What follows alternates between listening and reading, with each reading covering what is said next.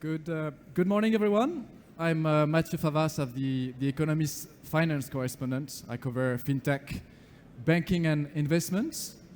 And I'm really thrilled today because we have two very big persons in the world of fintech.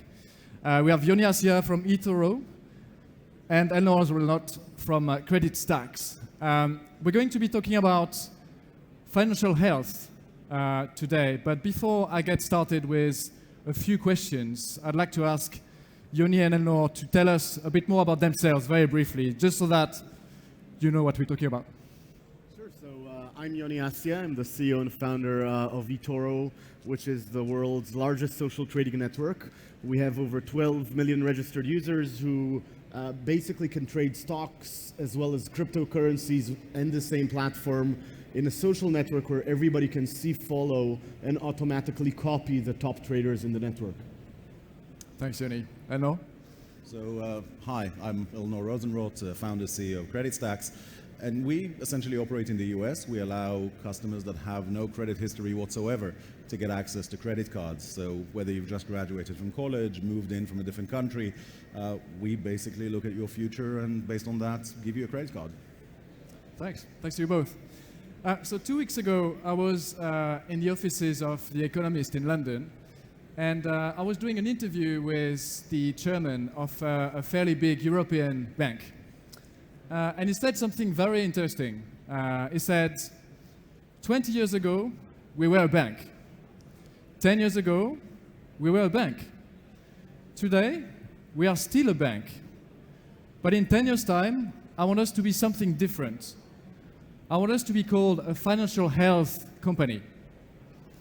Now, that was very intriguing because financial and health, coming from a bank, so a few years after the crisis, is not something that we've heard very often. But also because defining what financial health is not that easy. So, is it about having a good personal balance sheet? Is it about having control of your finances? Is it knowing where your money goes? Is it being able to get a loan? So I'd like to ask this question first to Yoni and Elnor. What do you understand by financial health, financial wellness? What does it mean? And how do you apply it within your respective companies? So first of all, I think it's important to understand financial health is probably subjective. So different people will say different things. I think, obviously, how much money you have is a big part of financial health.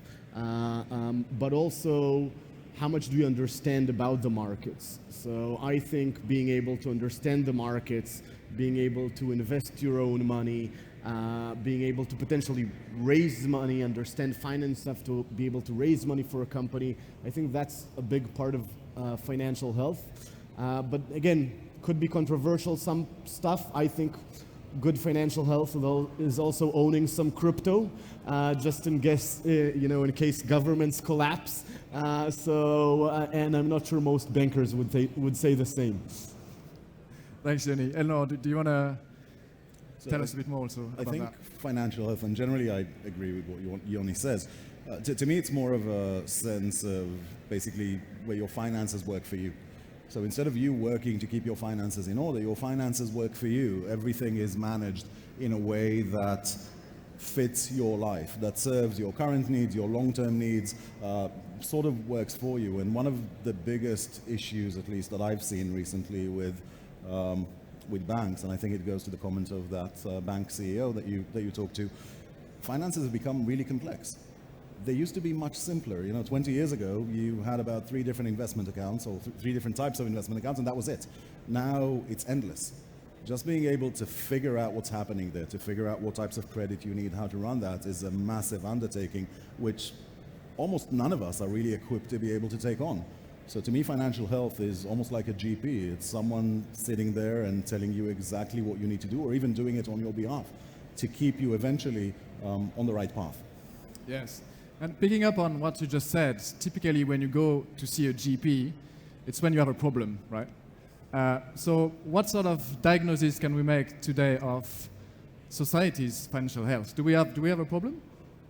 First of all, I would say financial health is more similar to probably Eastern medicine than Western medicine, where you go to the doctor only when you have a problem.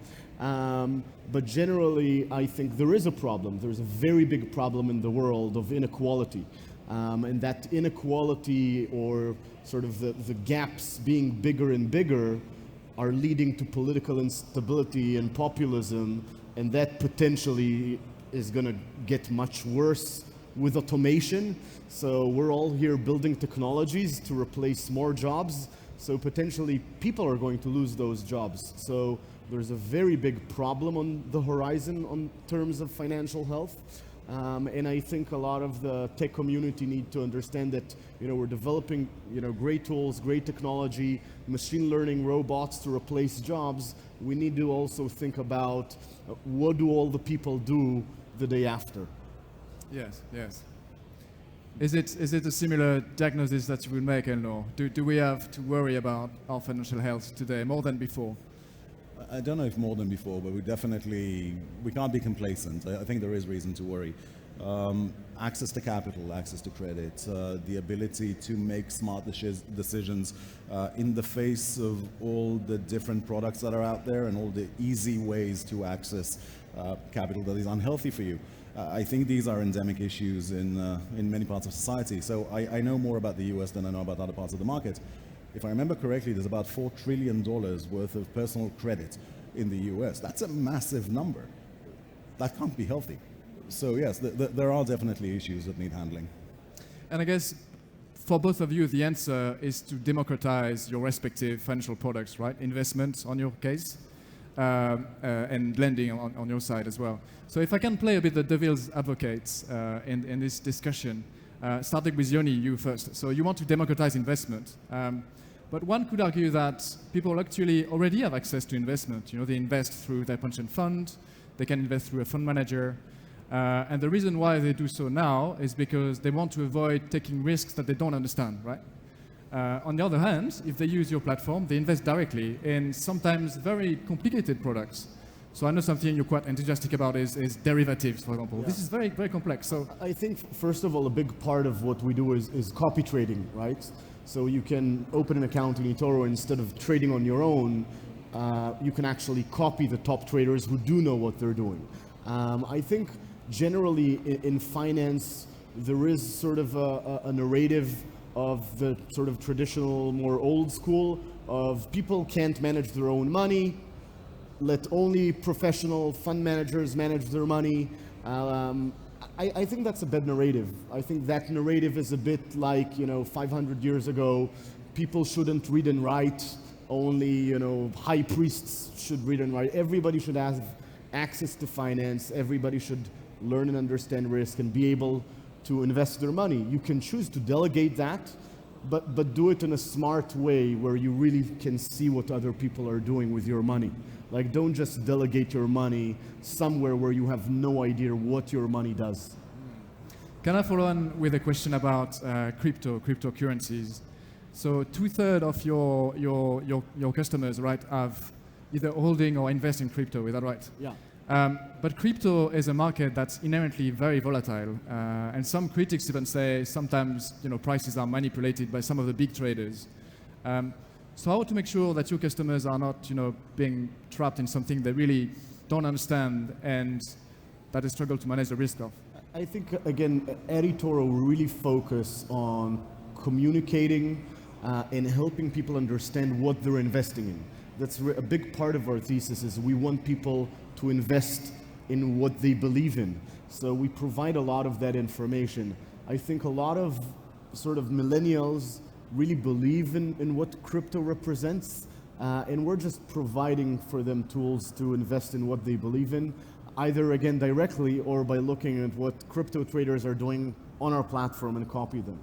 That's it, yeah. But I think it's wrong for people in finance to sort of completely avoid talking or thinking about crypto because it's risky or volatile.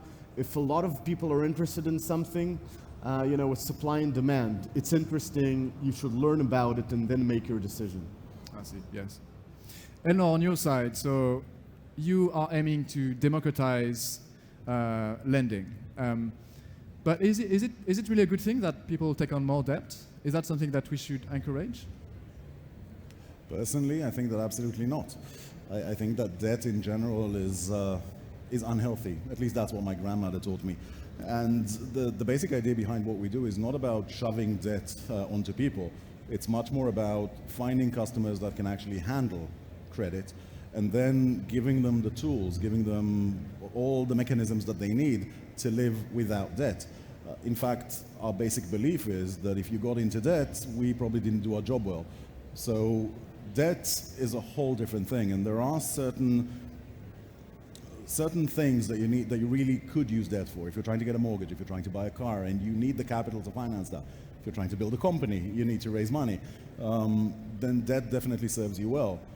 But if you're looking at credit cards and using that short-term debt, that very expensive short-term debt as a way to finance your life, no, I really don't think that's a healthy thing to do. That's the difference. My grandfather was a banker, so he taught me debt is good.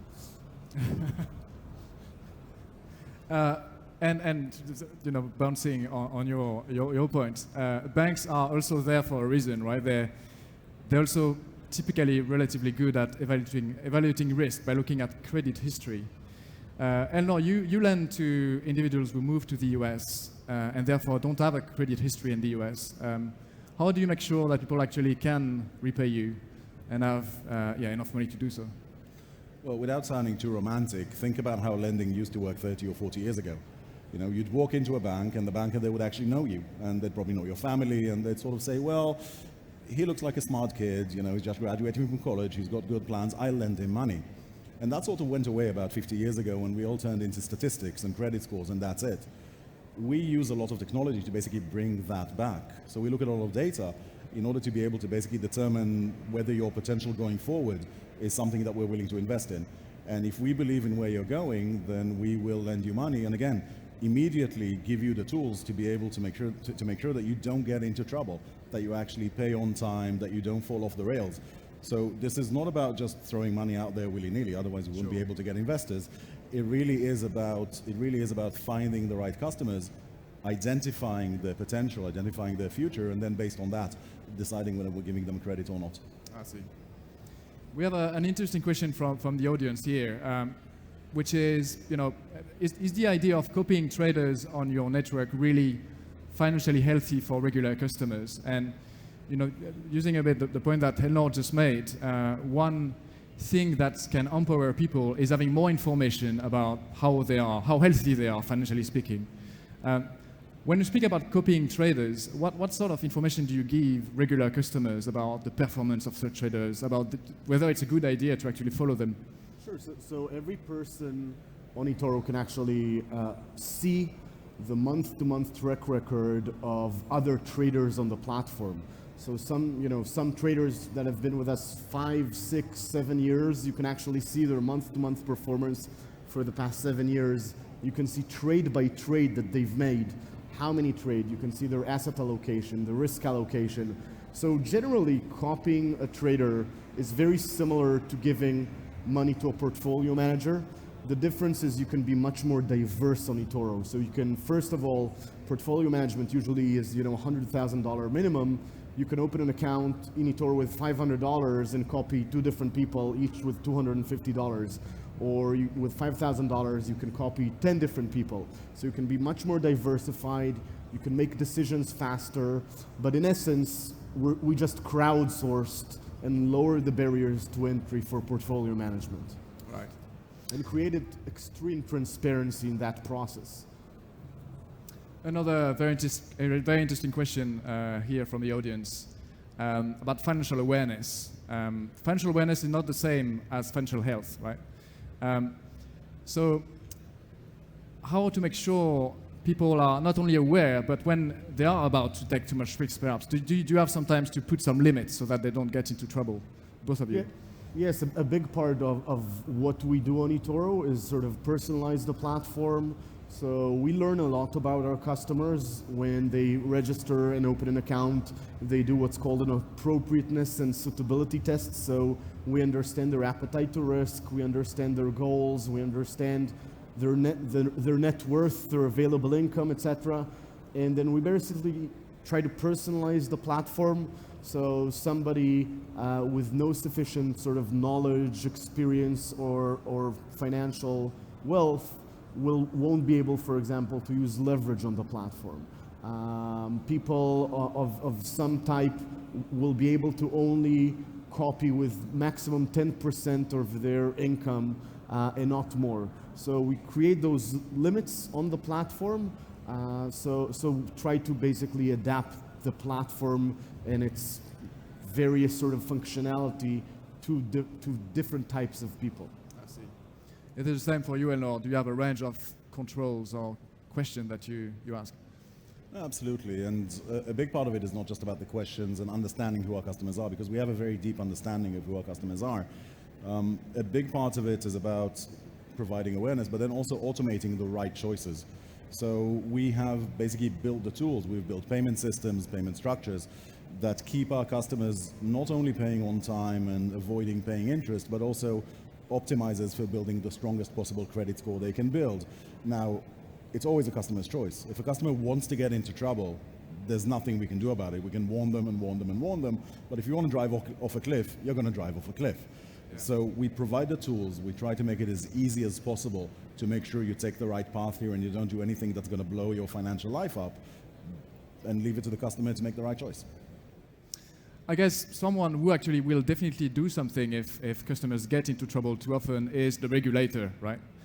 So how do you view regulators in general? Are they friends? Are they enemies? Are they frenemies? How do you interact? With banks? With regulators. With regulators. I think, we work very closely with regulators around the world.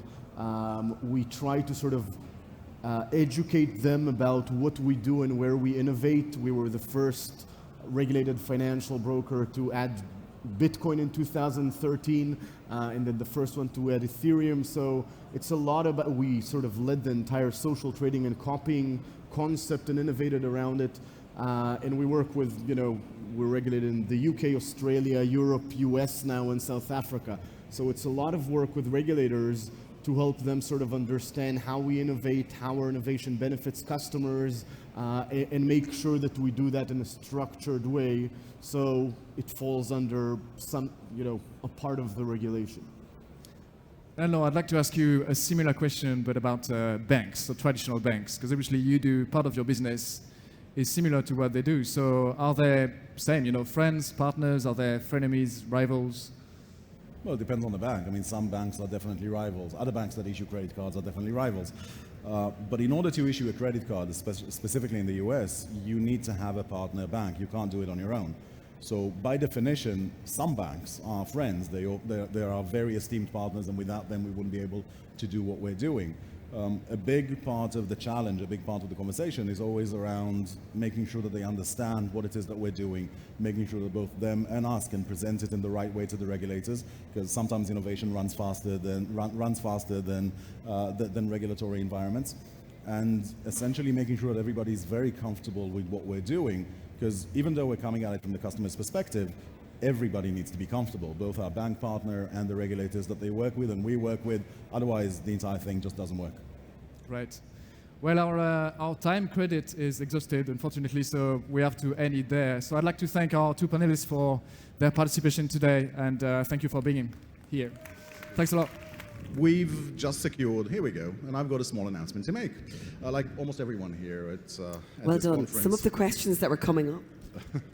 And essentially, we have just secured $110 million worth of funding to launch Jasper, our brand new credit card that's coming out in the US market in Q1.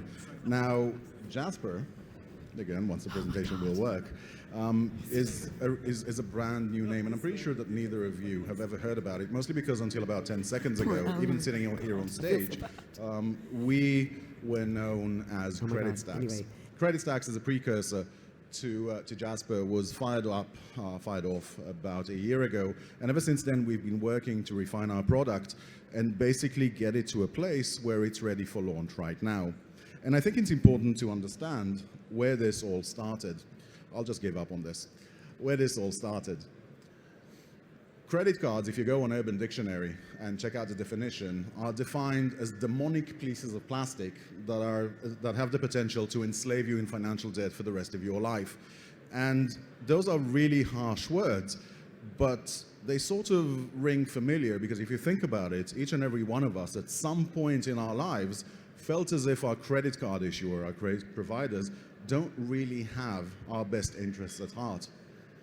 Now, I personally ran into this when I moved to the US. I sold the company I founded, moved to the US, and I couldn't get a credit card.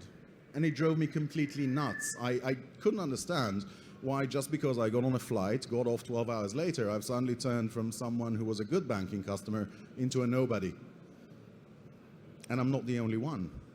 I mean, throughout the years, as we kind of went through this and developed this product, we realized that there's about 34 million people in the US, deserving people, that are actually locked out of the credit market. You're talking about 5.9 million people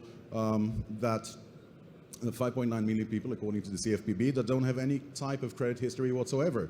You're talking about another almost 9 million people, if I remember correctly, that don't have enough credit history to be able to even calculate a credit score.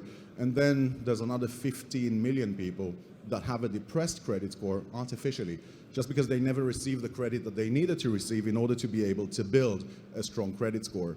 So the bottom line is, you've got almost 20% of the US population that is locked out of the credit world, and this has significant ramifications. Not just because it's really hard to live life like that, but because they're locked out. They don't have access to financial services. The ones that they do have, they get at a very expensive rate, and that has massive effects. And this all starts from a very simple reason.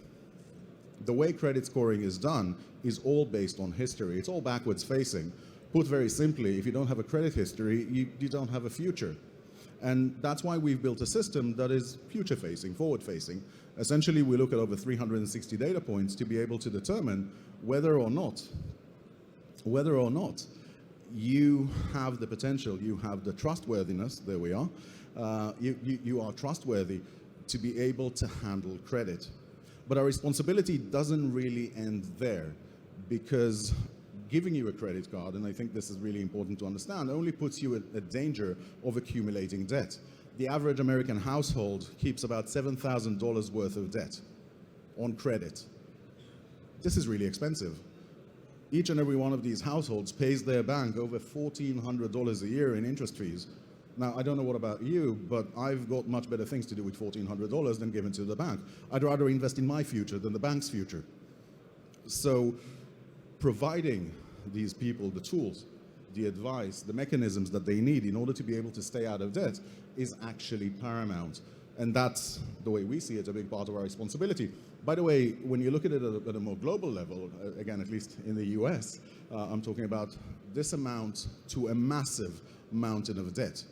So this individual easy debt translates to a very big problem on a national level. And we're here to change that paradigm. Beyond giving access to people with credit, on the day they enter the market, a big part of what we do is around making sure that our customers do not get into debt. We believe that it's a very big part of our responsibility to ensure that our customers never get into debt. Now, we can't control what they do, obviously. If they choose to get into debt, they can. But put very simply, if we manage to keep our customers out of debt, we have done our job right. We've even built our business model in a way that makes sure that we don't really make a lot of profit from debt. We make our profit in very different ways without charging the customers for it. So we're proud to announce this funding round and to announce Jasper coming out. And please stay tuned for Q1 2020 when we're going to be coming out with some much more exciting news. Thank you very much.